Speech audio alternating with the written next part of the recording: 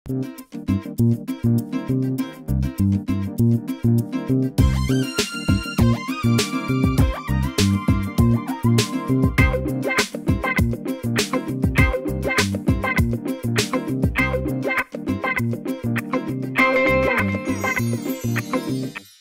There and अस्सलाम वालेकुम। आज 42 के साथ आपकी मेज़बान ज़ोया मलिक। इंसान को अपनी ज़िंदगी में एक उस्ताद की, एक मेंटोर की ज़रूरत हमेशा रहती है ताकि वो उसकी रहनुमाई कर सके, उसे सही रास्ता दिखा सके। हमारे आज के शो के मेहमान ना सिर्फ एक उस्ताद हैं, एक मेंटोर हैं, एक मोटिवेशनल स्पीकर हैं, इंसान दोस्त होने के साथ साथ हमारी नौजवान नस्ल की रहनुमाई करते हुए, उन्हें मोटिवेट करते हुए नज़र आते हैं। हम बात कर रहे हैं कासिम अली शाह साहब की, जिनकी फाउंडेशन में इस वक्त मैं मौजूद हूँ। आज का पूरा दिन हमने उनके साथ गुजारना है। हम जानने की कोशिश करेंगे कि बहैसियत इंसान कैसे इंसान है, अपना पूरा दिन कैसे गुजारते हैं, उनके दोस्त कौन कौन हैं, उनकी फैमिली कैसी है। आइए मेरे साथ।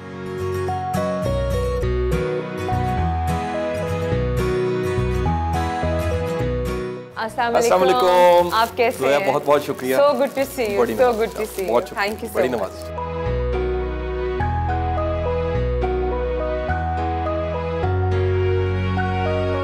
एक इतना शर्मीला सा लड़का जिंदगी में आगे बढ़ के एक मोटिवेशनल स्पीकर बन गया, ये कैसे हुआ? अच्छा ज़ोया, अल्लाह का बड़ा मेरे पे करम रहा है कि मैं अपने बचपन के ज़माने को याद करता हूँ। बड़ा एक इमेजिनेटिव सा तसव्वुरात की दुनिया में रहने वाला बच्चा, और वो तसव्वुरात की दुनिया में इतना रहता है कि वो रियलिटी में नहीं जीता समटाइम, और उसके पास ख्वाब है।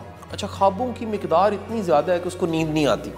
मुझे वो बचपन के बड़े ऐसे अयाम याद आते हैं कि रात में तादेर जागता रहूँ और सुबह उठा हूँ और आंखें सूजी हुई हैं और अपने काम मैंने करने हैं, अपने टास्क सारे मैंने तय करने।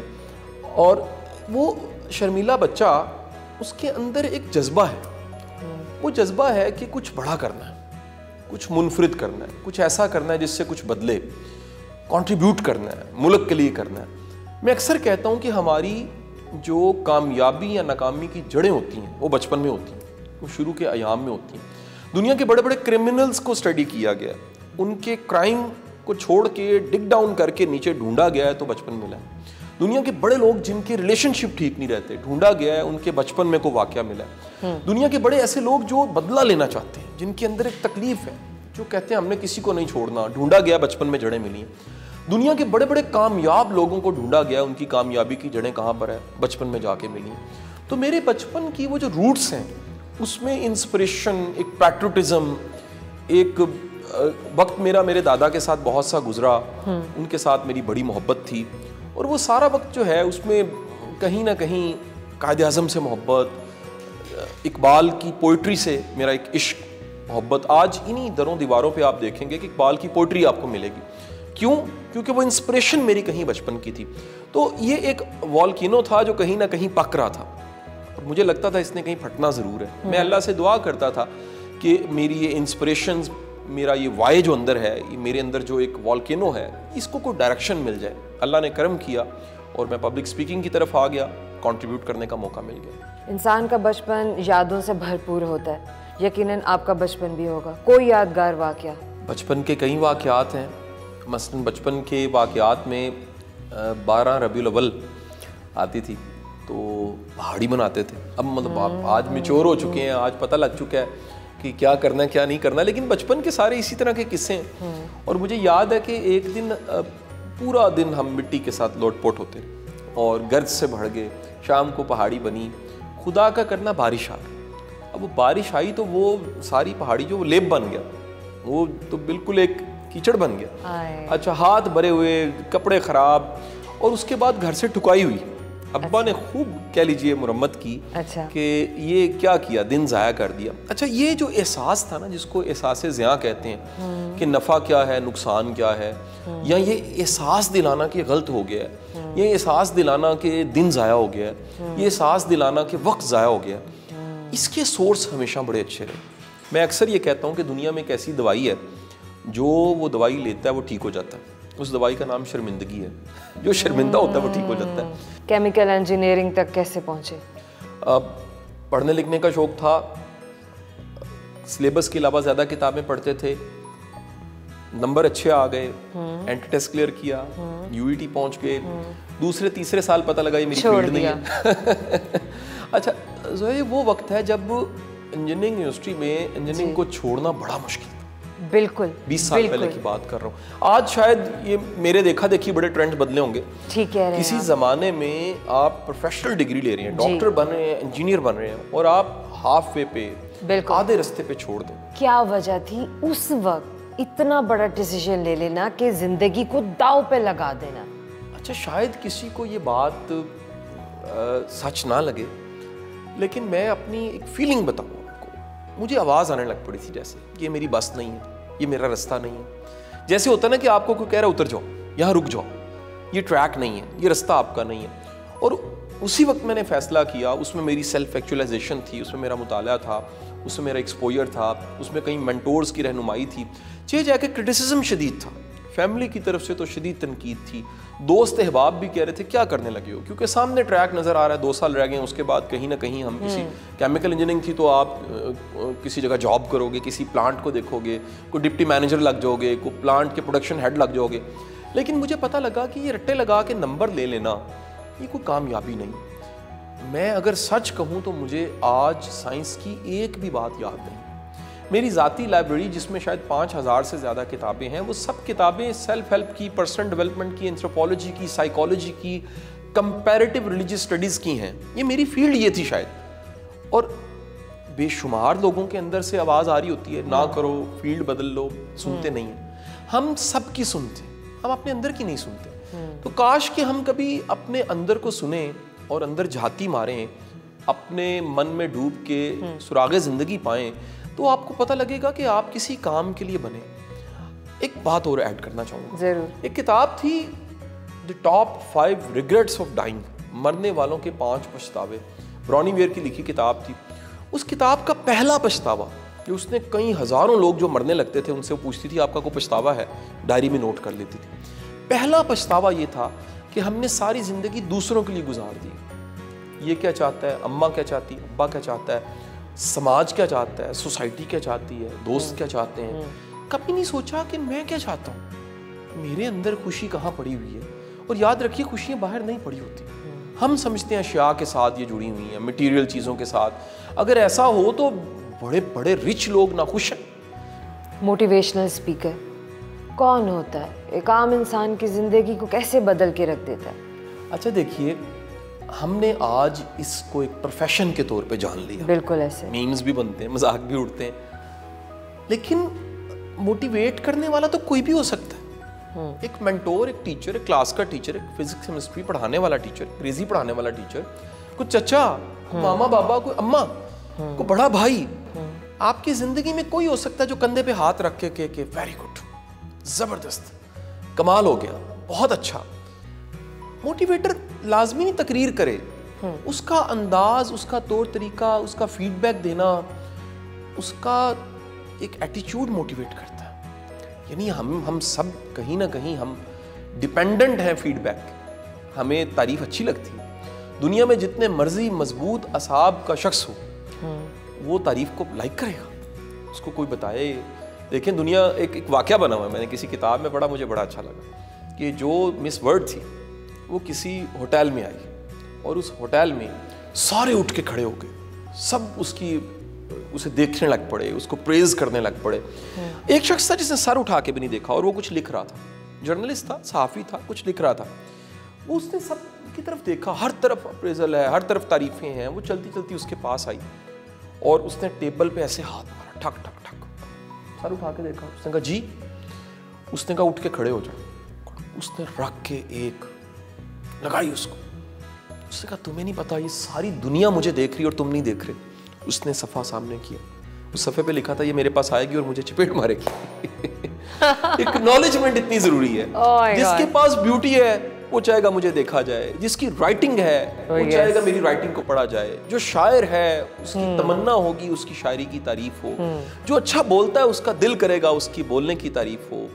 एक फूल खुशबू देता है, उसका हक है उसको तारीफ प्रेज उसको किया जाए। तो आप देखिए ये जो बड़ी एक बुनियादी ज़रूरत है ये जुड़ी है मोटिवेशन के साथ। मैं अक्सर कहता हूँ कि थापड़ा काम करता है, शाबाशी काम करती है, किसी का अच्छा कहना काम करता है, बाज़ औक़ात किसी की शाबाशी आपको एक नए रास्ते पे ले जाती है। तो मोटिवेटर वो है जो उम्मीद जगा दे, जो आपको ख्वाब दे, जो आपको यकीन दिलाए कि आज का कल भी है, जो आपको ये भरोसा दे कि आप कुछ कर सकते हैं। कासिम अली शाह फाउंडेशन की बुनियाद क्यों रखी, कैसे रखी?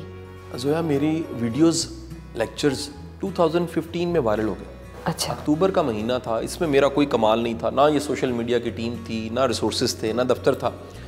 एक हैंडी कैमरा नहीं होता ऐसे करके, हाँ जी, पकड़ के, वो एक थका हुआ कैमरा था, सच्ची बात। और ये वीडियो सारी की सारी जो वायरल हुई ये थी 2010 की रिकॉर्डेड, यानी 10 में रिकॉर्ड हुई हैं और वायरल हुई हैं 2015 में। अच्छा, ये इतनी वायरल हुई कि मेरा दफ्तर कोई नहीं था, मैं घर में ही लोगों को मिलता था, मुलाकाती मेरे घर पे आते थे। तो मेरी बेगम, पंजाबी में कहते हैं, चाय बना बना के थक गई। एक दिन ऐसा हुआ, यानी मैं सुन रहा तो घर की काम वाली हमारी जो मेड थी बाजी, वो मेरी बेगम को कहती, बाजी ये भाईजान नूं इन्ने लोग क्यों मिलन आते हैं? तो बेगम गुस्से में थी, चाय कितनी बार बना चुकी थी, तो गुस्से में कहने लगी, इन्हें कर्जा लेता लांदा पिया। तो वो कर्जा मोहब्बत का कर्जा था। 2016 में मैं 8 मुल्कों में गया सिर्फ लेक्चर देने के लिए। आप अंदाजा लगाएं गेस्ट स्पीकर डिमांड कितनी थी। मैं कई मुल्कों में ट्रैवल कर रहा हूँ, मतलब मुझे 2016 को तो मैं अपना फ्लाइंग ईयर कहता हूँ। मुझे ऐसा मुझे याद है कि 2015 25 जनवरी मैं जहाज़ में बैठा और मैंने फ्लाई करना था और हल्की हल्की बूंदाबांदी हो रही थी। 2015 या मूवीज़ में सीन होता है, एक सीन बड़ा मज़े का होता है कि उसमें ऐसे करके कैमरा जो है वो क्लोज खिड़की पे होता है जहाज़ की, और उस हीरो को दिखाया जा रहा होता है जो ऐसे करके सोच रहा है, और एकदम से वो कैमरा जो है पीछे जाता है और पीछे डेप्थ में जाके वो खिड़की दूर से डॉट बन जाती है और जहाज़ दिखाता है, और उसके बाद जहाज़ फ्लाई कर जाता है। मुझे वो फीलिंग याद आती। मैं उस जहाज़ में बैठा अपने लेक्चर के लिए मैं जा रहा था और जहाज़ फ्लाई करने वाला था, तो मुझे लग रहा था ये मेरी फ़्लाइट है, ये जहाज़ की फ़्लाइट नहीं, ये मेरी प्रोफेशनल फ़्लाइट है, ये मेरा एक जर्नी है जो अल्लाह ताला ने एक नया शुरू करवा दिया। क्योंकि एक टीचर जो ट्यूशन पढ़ाता था, जो एक आम सा टीचर था, जो कॉपी पे ट्यूशन पढ़ाता था, जो घर के गैरेज में ट्यूशन पढ़ाता था, उसकी ज़िंदगी में एक नया बाब शुरू हो गया। ये मेरी फीलिंग थी। और उसके बाद 2016 के बाद सब दोस्तों का ये ख्याल था कि इसको एक इंस्टीट्यूशन की शेप दे दो। 2017 में हमने फाउंडेशन बना दी। ये फाउंडेशन एक नो प्रॉफिट इदारा है, चंदा नहीं लेता, ज़कात नहीं लेता, फंड रेजिंग नहीं करता, छोटे छोटे सेल्फ फंडेड प्रोजेक्ट्स हैं हमारे। हम NPO हैं, नो प्रॉफिट ऑर्गेनाइजेशन है, हमारे 10 प्रोजेक्ट हैं। इस फाउंडेशन में सुलह का प्रोजेक्ट हमारे साथ चीफ जस्टिस चला रहे हैं, अनवारुल हक साहब। इस फाउंडेशन से कुछ 270 बच्चों को स्कॉलरशिप मिलती है, 6-7 यूनिवर्सिटियों के बच्चे हैं, एक बड़ी तादाद यतीम बच्चों की उसमें। इस फाउंडेशन में हम HR के प्रोफेशनल्स को तैयार करते हैं। ये फाउंडेशन कंटेंट राइटिंग का सेक्शन है, प्रोडक्शन हाउस है, सोशल मीडिया मैनेजमेंट की टीम है। कह लीजिए अल्लाह का बड़ा करम है।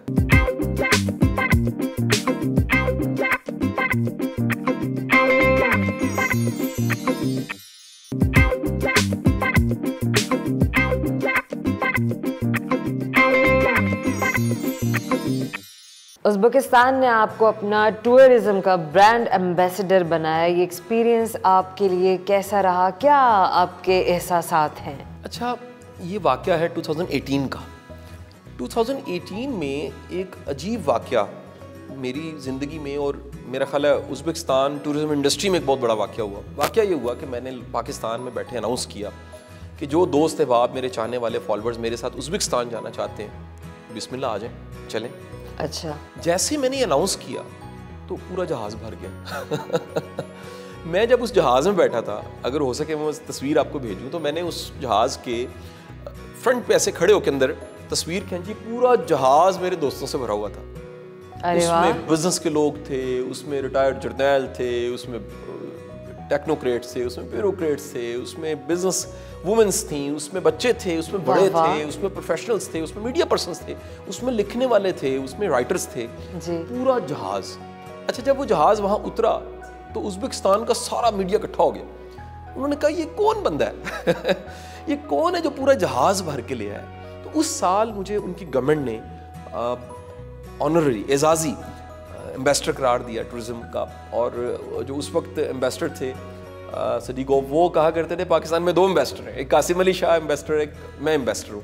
तो वो एक बड़े एजाज़ की बात थी। और उसके बाद मैं कई बार पूरा जहाज़ भर के उज़्बेकिस्तान गया। आप एक टीचर थे, टीचर से मोटिवेशनल स्पीकर, ये जो दरमियान का हिस्सा है और ये जो ट्रैवल किया आपने, ये कैसे हुआ? ज़ोया, पैशन कमाल की चीज़ है। ये 2 साइकिल मैकेनिकों को इन्वेंटर बना देता है जहाज़ बनाने का। और वक्त का बड़ा साइंसदान, रिसर्चर इस्माइल लिंगली बैठा रह जाता है, राइट ब्रदरन जहाज़ बना देते हैं। ये पैशन कमाल की चीज़ है। ये घरों में अखबार फेंकने वाले, ढाबे पे काम करने वाले को अब्दुल कलाम बना देता है। आप इस पैशन का कमाल देखिए। कंधे पे 2 थान रखे हुए हैं एक शख्स ने, कराची की गलियों बाजारों में कपड़ा बेच रहा है, लट्ठा बेच रहा है। ये पैशन का कमाल है। वो दुनिया से जाता है 19 तोपों की सलामी के साथ। ये पैशन उसको अब्दुल सारीदी बना देता है। ये पैशन का कमाल है कि जिस दरो दीवार जिनकी चुनाई अपने हाथों से एक मजदूर मिस्त्री कर रहा होता है, लेकिन वो शायर होता है, उसका पैशन है शायरी। उसी दरो दीवार में एहसान दानिश की शान में मुशायरे हुए, मजदूर मिस्त्री एहसान दानिश। तो पैशन में बड़ी ताकत है। पैशन आपको, अमेरिका का प्रेसिडेंट एक रहा Barack Obama, school teacher, passion है। बच्चे पूछते हैं आपने क्या बनना है, वो कहता है अमेरिका का प्रेसिडेंट बनूंगा। स्कूल टीचर कैसे प्रेसिडेंट बन सकता है? और वो स्कूल टीचर अमेरिका का प्रेसिडेंट 2 बार बनता है। ये पैशन में ताकत है। मसला ये होता है, हम पे टैलेंट होता है, बड़े बड़े काबिल लोग होते हैं, मैंने देखे हैं। 2 चीज़ों की कमी होती है। नंबर 1, जज्बा नहीं होता, तड़प नहीं होती। बड़े बड़े मेडल लेने वाले मेडल लेने के बाद ठंडे पड़ जाते हैं। बड़े बड़े इम्तिहानों में नंबर लेने वाले ज़िंदगी के इम्तिहानों में फेल हो जाते हैं। वजह क्या होती है कि जज्बा नहीं होता। और दूसरी चीज़ सिमत नहीं होती, जिसे गाइडेंस कहते हैं। हमारी ज़िंदगी में, मेरी पर्सनल लाइफ में ज़ोया बहुत बड़ा जो रोल रहा, बहुत बड़ी जो मेरे लिए आसानी रही, वो गाइडेंस की रही, मेंटोर्स की रही, रहबरों की रही, ऐसे लोगों की रही जिन्होंने मुझे गाइड किया। आज भी मेरी ज़िंदगी में कई ऐसे लोग हैं जिनसे पूछे बगैर मैं कदम नहीं उठाता। सरफराज शाह साहब हैं, इरफानुल हक साहब हैं, अरशद जावेद साहब से मुलाकात आज होनी है। तो मेरे कई ऐसे मेंटोर्स हैं, कई ऐसे मेरे उस्ताद हैं जिनसे मैंने सीखा, जिनसे लर्न किया, जिनसे पूछे बगैर। अच्छा, एक बड़ी अहम बात बताऊं जी, पूछने वाला, रास्ता पूछने वाला कहीं पहुंच ही जाता है। वैसे तो आप खुद एक बहुत मुतासिर कुन शख्सियत है, लेकिन कोई ऐसी शख्सियत या बहुत सारी शख्सियत जिनका असर आपकी ज़िंदगी पर है? ज़ोया, मेरी ज़िंदगी की पहली इंस्पिरेशन, एक शौरी इंटेलेक्चुअल इंस्पिरेशन, वो वासिफ़ अली वासिफ़ साहब थे। मैंने उनको ज़माने तालिब इल्मी में, यूनिवर्सिटी लाइफ में पढ़ा। मेरी ज़िंदगी चेंज हो गई, 180 मेरी लाइफ चेंज हो गई। और मिल नहीं सका मैं उनसे। उनकी किताबें पढ़ी, किरण किरण सूरज पढ़ी, दिल दरिया समुंदर, कतरा कतरा कुलज़म, शब चराग, ये सब किताबों ने कहीं ना कहीं मेरी सोच को बदला। लेकिन जिन लोगों से मैं मिला और मेरी शख्सियत पे असर पड़ा, उसमें टॉप ऑफ द लिस्ट अगर मैं कहूँ तो सरफराज शाह साहब है। शाह साहब का अंदाज़, उनकी हम्बलनेस, उनका एक विजन, उनका एक मुदब्बर होना, उनका एक तवक्कल, उनका रब पे भरोसा, उनका गाइड करना, वो हमेशा कुर्बानी देने को इनकरेज करते हैं। मैं शाह साहब के पास कभी गया हूँ और मैंने कहा मैंने 100 रुपये की कुर्बानी देनी है, समझाने के लिए कह रहा हूँ 100 रुपये। उनका नहीं 200 की दे। तो मैंने कहा शाह साहब तो कुल ही 200 है मेरे पास, मैं 200 ही अगर गवा दूंगा तो क्या होगा? उनका अल्लाह 400 दे। ये जो यकीन और भरोसा है, और ये प्रैक्टिकल है। मसलन आप एक वाक़या सुनिएगा शाह साहब का मेरी ज़िंदगी में। ये वाक़या बड़ा अहम है, इसको मैं मीडिया पे पहले कोट कर चुका हूँ। ये बड़ा वायरल किसी ज़माने पे हुआ, तब वायरल हुआ जब कोविड नया नया आया था और लोग जॉब से निकाल रहे थे। मैं शाह साहब के पास गया, मेरे पास घर पे 2 मुलाजिम थे। मैंने कहा शाह साहब मेरे पास, मैं फ्रीलांसर रहा हूँ, जॉब्स मैंने सारी ज़िंदगी नहीं की, आज़ाद रह के कमाया। मेरे पास कोई बिज़नेस नहीं है, कोई ट्रेनिंग का बिज़नेस नहीं है, कोई कॉर्पोरेट ट्रेनिंग्स नहीं है, कोई इवेंट्स नहीं है, कोई स्पीच नहीं है, क्या करूँ? तो शाह साहब कहने लगे घर पे मुलाजिम कितने? मैंने कहा 2 हैं। कहते हैं 2 और रख लो। मैंने कहा मेरे पास शाह साहब 2 बंदों को तनख्वाह देने के पैसे नहीं है, मैं 2 और रखूँगा, उनकी तनख्वाह कहाँ से दूंगा? आपने कहा रख लो, अल्लाह दे देगा। अच्छा, क्योंकि मैं शाह साहब को एक मुर्शद की हैसियत से, मेरे वालिद की जगह पे भी है, मैं चुप करके फॉलो कर लेता हूँ। मैंने ज़ोया वाकई 2 बंदे रख लिए। वो 2 बंदे भी सोचे हमें क्यों रख लिए। अगला महीना आया, उन 2 बंदों की क्या 10 बंदों की सैलरी मेरे पास थी। अगला महीना आया, 20 बंदों की सैलरी मेरे पास थी। और वो दिन और आज का दिन, मैंने हमेशा इस दफ्तर में, घर पे, जहाँ जहाँ मेरे प्रोजेक्ट्स हैं, मैं ज़रूरत से ज़्यादा बंदे रखता हूँ। शाह साहब ने एक बात कही मुझे, हम जो खा पी रहे होते हैं, कुछ नसीब हमारे होते हैं, कुछ जुड़े लोगों के नसीब होते हैं जो हमें मिलने लग पड़ते हैं। राइटर भी हैं, उस्ताद भी हैं, मोटिवेशनल स्पीकर भी हैं।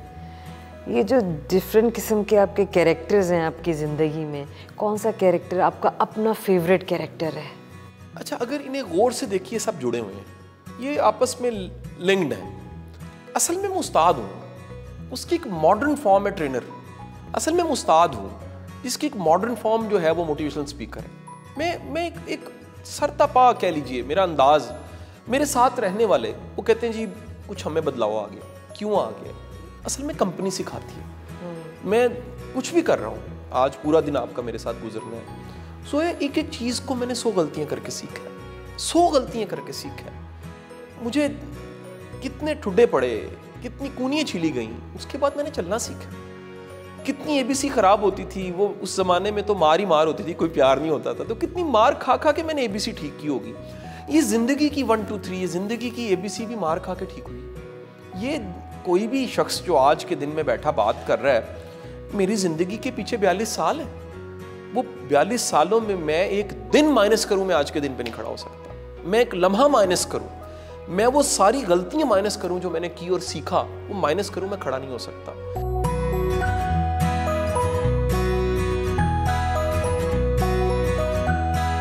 प्रोफेसर अरशद जावेद का इस्तकबाल किया।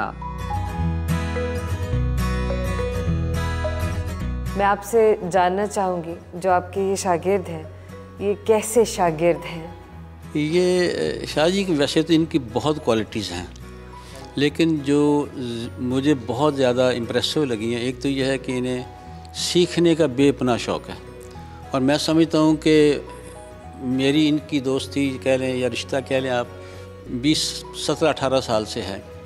लाहौर में कोई ऐसा सेमिनार नहीं हुआ होगा उस दौर में जिसमें शाह जी न गए हों, जिसकी वजह से इन्होंने इतना कुछ सीखा है। मैं समझता हूँ मुझसे भी ज़्यादा जानते हैं अब ये। आपने अभी कहा कि इनकी बहुत सारी खसूसियात हैं, इनमें बहुत सारी क्वालिटीज़ मौजूद हैं। अब आप मुझे ये बताएं कि इनकी कौन सी खासियत आपको सबसे ज़्यादा अच्छी लगती है?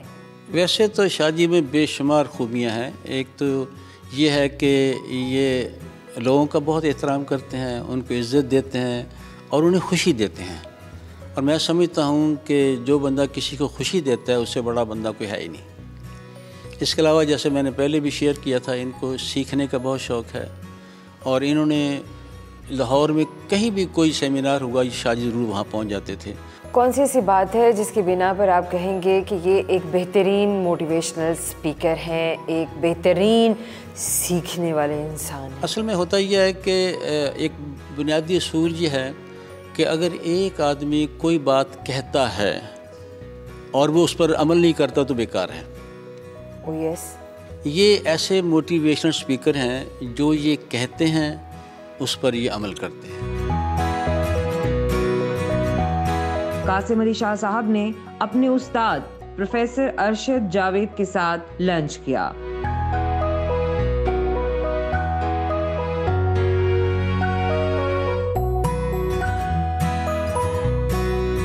साहबजादा काशिफ महमूद की तरफ रवाना हुए।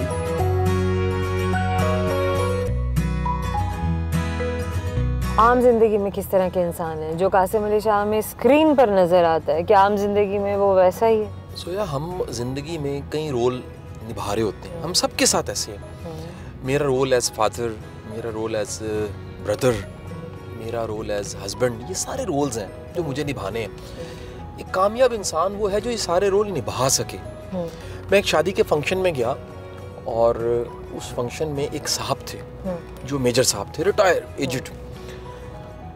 वो जो भी ऑफिसर आए वो उसको लेफ्ट राइट कराना शुरू कर दें, ऊंची आवाज से बोले राइट लेफ्ट, इस तरह की आवाजें ऊंची ऊंची आवाज से हैं। और वो साथ साथ तारुफ कराएं कि ये भी मेरा जूनियर है, ये भी मेरा जूनियर है, मैं इसका प्लटून कमांडर था।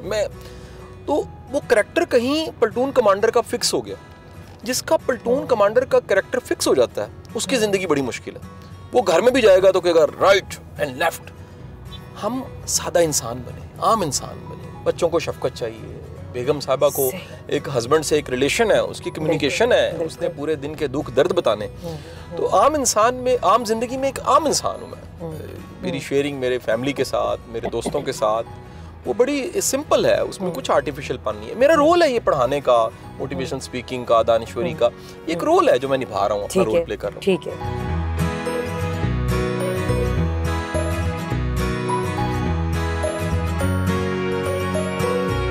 वासिफ अली वासिफ साहब के बारे में जो जब ये हवाला देते हैं, उनका जिक्र करते हैं, उनका पैगाम आगे फैलाते हैं, तो हमें लगता है कि जैसे उनकी ज़ात का इनकी ज़ात पर बहुत गहरा असर है। ये मिले कहाँ थे?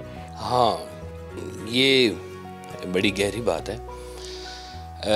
कासिम अली शाह साहब को मैं उस वक्त से जानता हूँ जब अभी इन्होंने बोलना शुरू नहीं किया था, लेकिन ये वासिफ साहब के उस वक्त भी मोतक़िद थे। ये इनकी एकेडमी थी, एक कासिम अली शाह एकेडमी, और वो सारे बच्चे जो थे ना वासिफ साहब के दरबार पे आया करते थे। अभी कासिम अली शाह साहब कासिम अली शाह नहीं बने थे उस वक्त जी। लेकिन एक चीज़ थी कि ये एडमिट करते थे कि ये वासिफ साहब का जो इल्म आया हुआ है ये बहुत कीमती है और ये आगे जाना चाहिए।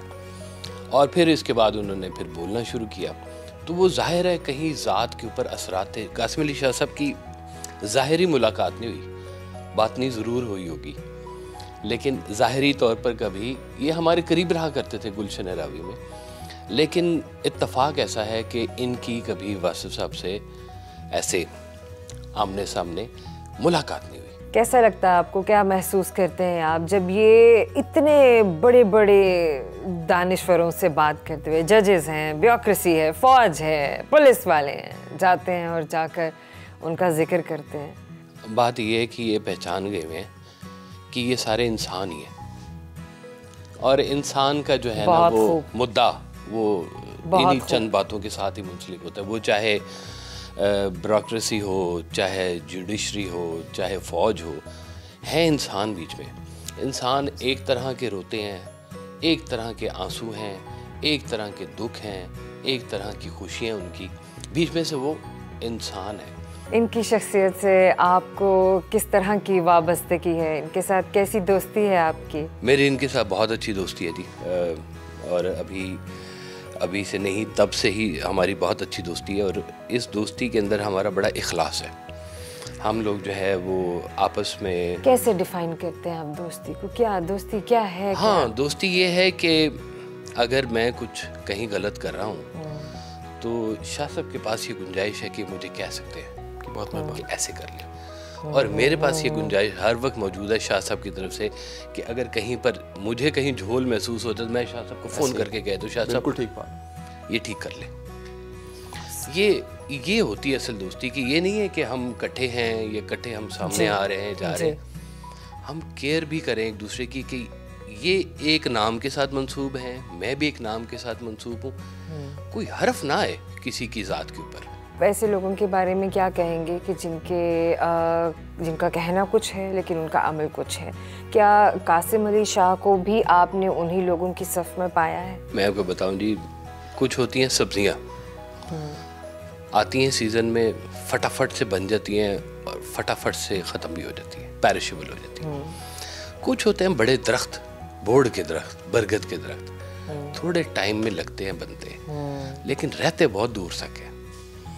ये जो बंदे लोगों के दिलों में उतर गए हैं ना, लोगों के दिलों में, वो कहीं नहीं जाते, वो इधर ही हैं। यही तो मैं आपसे कह रहा हूँ कि कुछ आए, फटाफट से मशहूर हुए, फटाफट से गुम भी हो गए, लेकिन दूर वाले लोग जो है ना आहिस्ता आहिस्ता बढ़ते हैं, आहिस्ता आहिस्ता चलते हैं, उनकी जड़ें बड़ी लंबी होती हैं, उनकी तासीर बड़ी दूर तक होती है, वो फिर चलते हैं, वो सदियों तक होते हैं। जैसे वासिफ साहब के बारे में हनीफ रामी साहब फरमाते थे कि ऐसे लोग आते नहीं, भेजे जाते हैं। वाह, ये लोगों की मनफियत के लिए भेजे जाते हैं लोग। तो जो बंदा अल्लाह को राज़ी करने निकला है ना, बंदे को नहीं, अल्लाह को राज़ी करने निकला है ना, उसके लिए आसानी है सब। जो बंदे को राज़ी करेगा वो तंग होगा। ऑसम। किताब पेश करें इनको? जी बिल्कुल जी, किताब पेश करनी चाहिए। आप ही साइन करेंगे? मैं आप भी करेंगे जी? मैं 2 साइन कर देंगे जी। 2 साइन कर देंगे। Thank you so much.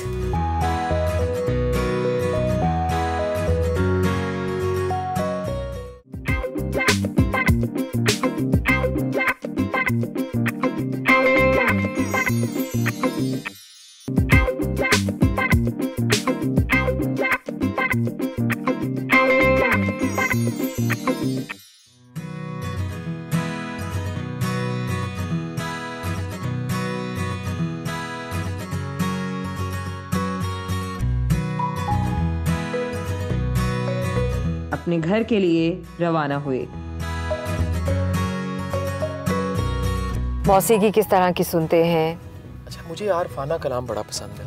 Abida Parveen को सुनता हूँ, नुसरत फतेह अली खान साहब को सुनता हूँ, मुझे अताउल्लाह ईसा खेलवी बड़े अच्छे लगते हैं। इंडिया से मुझे ए.आर. रहमान बड़े अच्छे लगते हैं। अरिजीत सिंह की आवाज़ मुझे कमाल आवाज़ लगती है।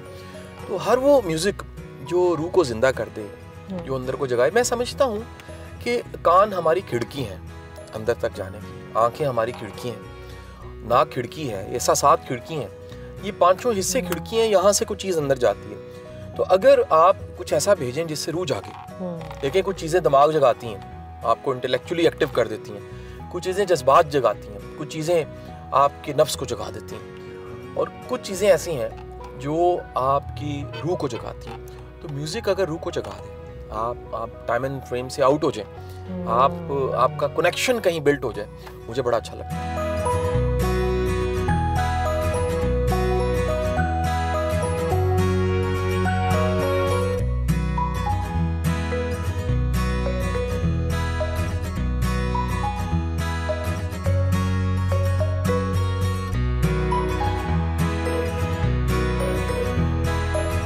कासिम अली शाह साहब ने अपने घर में मुख्तलिफ सब्जियां और पौधे लगा रखे हैं। अच्छा शाह साहब, आपके घर में मैंने पौधे लगे हुए देखे हैं और सब्जियां लगी हुई देखी हैं। नीचे भी मैंने देखा कि प्लांट्स में हर गमले में उस पौधे का नाम लिखा हुआ है, और बाकायदा बड़ी मजबूत सी एक लोहे की छोटी सी जो प्लेट है वो उसमें नस्ब की हुई है, ताकि देखने वाले को पता चले कि ये है। ये किसने इस तरह से डिस्प्ले किया है और इन सब चीज़ों को मैनेज कौन करता है? अच्छा जोया, मेरा बड़ा पुराना शौक़ वो पौधों के साथ, नेचर के साथ, फितरत के साथ जुड़ने का था।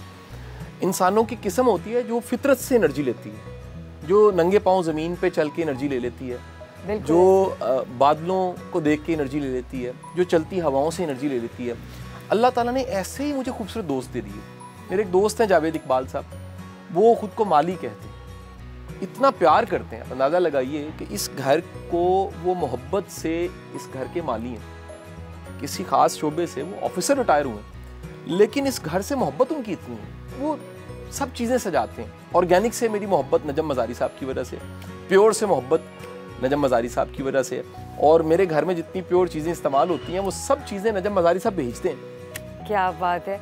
अस्सलाम वालेकुम नजम साहब। वालेकुम सलाम जी। कैसे हैं आप? जी अल्हम्दुलिल्लाह जी। मुझे ये बताइए कि आपकी वाबस्तगी शाह साहब के साथ कितने सालों से है और कैसी है?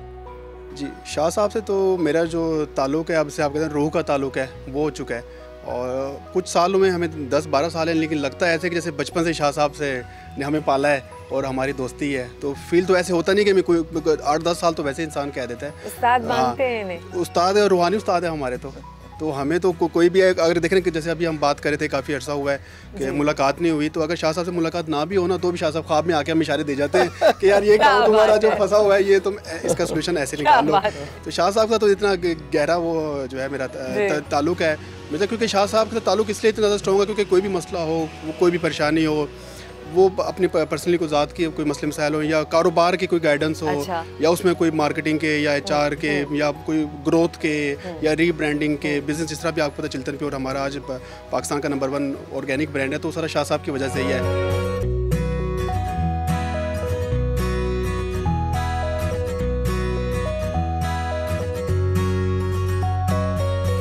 माँ बाप को तो अपनी औलाद प्यारी होती ही है, लेकिन हर बच्चे में कोई ना कोई खसूसियत होती है, कोई खूबी होती है, कोई स्पार्क होता है, या कोई शरारत होती है, किसी चीज़ से वालिदैन चिढ़ रहे होते हैं या ज़ोर ज़बरदस्ती करते हैं किसी बच्चे के साथ ज़्यादा। ये किस तरह के बच्चे थे? ये थोड़ा फ़र्क ज़रूर था, दूसरे बच्चे भी साथ थे, थोड़ा थोड़ा एज का फ़र्क है बहन भाइयों में। जी जी। तो ये थोड़ा डेडिकेटेड था अपने काम में ना, डिटरमिनेड होता था काम करने में। जो भी है कोई इसका असाइनमेंट है स्कूल की है या कुछ पढ़ाकू किताबी कीड़ा, किताब लगे रहना, या दिमाग चलता था? जो भी डिसीजन करता था उसके ऊपर इसकी ना डिटर्मिनेशन होती थी, एफर्ट करता था उसके लिए। दूसरे बच्चे अमर फेर में पढ़ लिया, जान दे दिया, कोई भी चीज़ किसी पॉइंट को पकड़ लेता था ना, उसको पूरे डिटर्मिनेशन से डीप जाता था, बस ये फ़र्क था उसमें। आपका बॉन्ड अब इनके साथ कैसा है? फर्मा बरदार औलाद साबित हुए, आपकी उम्मीदों पर पूरा उतरे? Above the mark. मार्क। ओए होए होए होए होए, क्या बात है, क्या बात है।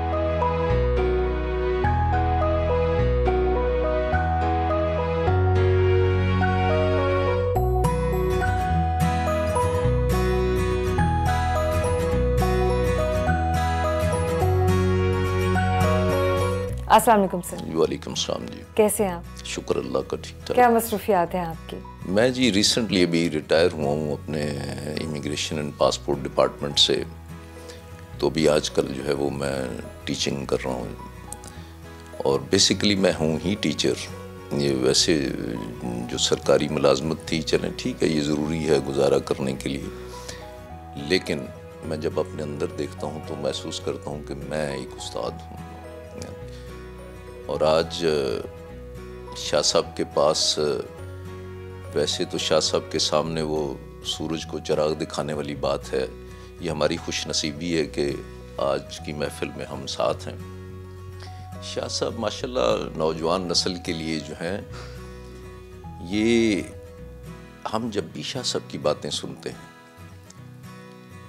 तो महसूस ये होता है कि वो चीज़ जो बहुत देर से ज़रूरी थी नौजवान नस्ल के लिए कि उनको ये बताया जाए कि ज़िंदगी क्या है, और बड़े ही माशाल्लाह खूबसूरत पुरअसर तरीके से ये जो बात करते हैं वो नौजवान नस्ल के दिलों में घर करती है। शाह साहब की शख्सियत के हवाले से आपसे पूछूंगी कि आपकी इनके साथ दोस्ती, इनके साथ वाबस्तगी कैसी है? शाह साहब के साथ दोस्ती तो बड़ी पुरानी है, लेकिन ये बड़ी खूबसूरत शख्स हैं और मेरे पास जो इनके फ़ैन हैं वो आते रहते हैं और वो चेंज होते हैं। मसलन ये कि उनकी ज़िंदगी में चेंज आता है, तो ये बड़ी खूबसूरत बात है कि बंदा वो अगर वो कह रहा था कि मैं मैकेनिक था रेडियो का, फिर मैंने शाह साहब को सुना, फिर मैंने मास्टर किया, अब वो एंकर हैं, बता रहे थे प्रेजेंटर हैं मुख्तलिफ उसमें। तो मैं कहता होता हूँ कि मुर्शद वो होता है जो आपके गुमान को यकीन में बदल दे।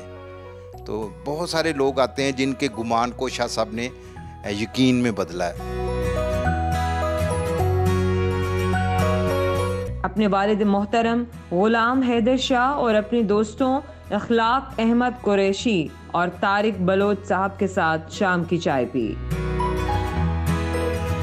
आप 12 किताबें लिख चुके हैं। आपकी सबसे पसंदीदा किताब यकीनन कोई ना कोई किताब होगी, उसके बारे में बताइए। अच्छा, मेरी सबसे ज़्यादा पसंदीदा किताब, मेरी किताब अब्र मुसलसल है। ये लेटेस्ट किताब है। ये मेरे लेक्चर्स हैं जो ब्लॉग्स में कन्वर्ट हुए, अखबारात में छपे और फिर उनका मजमुआ अब्र मुसलसल के नाम से प्रिंट हो गया।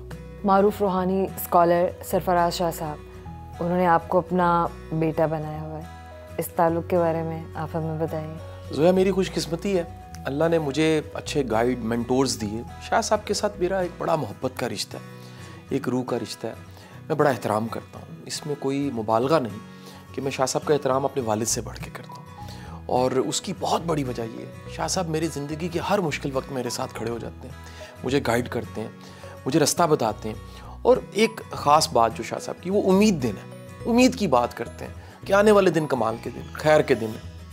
नौजवान नस्ल को बहुत मोटिवेट करते हैं, उनके बारे में बात करते हैं और आप उनसे बात करते हैं। उनसे ये बात करने का जो शौक़ है, उनसे इंटरेक्ट करने का जो जज्बा है आप में, ये कैसे करते हैं आप? मेरा पैशन है जी, गाइड करना। एक दिन मेरी गाड़ी ख़राब थी, मैंने उबर ली और मैं उसमें बैठ गया। वो उबर का ड्राइवर मुझे नहीं जानता था, लेकिन जब उसने मुझे उतारा मेरी मंजिल पे, तो उसने कहा, शाह साहब, मेरा नाम तो नहीं लिया उसने, मुझे साहब का, और कहा कि आप क्या करते हैं? तो मैंने कहा, जी आप गैस करें मैं क्या करता हूँ। उसने कहा, जी आपके अंदाज से लग रहा है कि आप कोई उस्ताद हैं। मैंने कहा, अल्लाह की मेहरबानी, मैं उस्ताद हूँ। उसने कहा, जी इस 30 मिनट की मुसाफत में मैंने 3 बड़े सबक आपसे सीख लिए। जो आपने बातों बातों में कॉल अपनी अटेंड की, उसमें एक सबक था, आपका मुखातब करने के अंदाज में एक लेसन था, आपने कहीं, मैंने एक बात पूछी और जवाब दिया, और जितना मुदल्लल जवाब दिया उसमें सबक था। मुझे गिफ्टेड है, एक टैलेंट है जो अल्लाह ताला ने मुझे दिया है, जिसके ज़रिए मैं बातचीत कर लेता हूँ। कोई ऐसी ख्वाहिश, कोई ऐसी बात, तमन्ना, कोई हसरत दिल में हो जो चाहते हो मिल जाए, पूरी हो जाए? सोया, मैंने अल्लाह से जो चाहा अल्लाह ने करम किया, मिल गया। कुछ नहीं भी मिला उस पर भी राज़ी हूँ। मुझे ज़िंदगी अगर अल्लाह दोबारा भी दे तो ऐसे ही गुजारूंगा, उसमें 19-20 का कोई फ़र्क नहीं होगा। ये ज़िंदगी, ये कड़वी है, ये मीठी है, ये पसंद की है, ये नहीं पसंद की, ये मेरी ज़िंदगी है, इसे जी के मैंने जाना है, इसको मैंने कबूल कर लिया।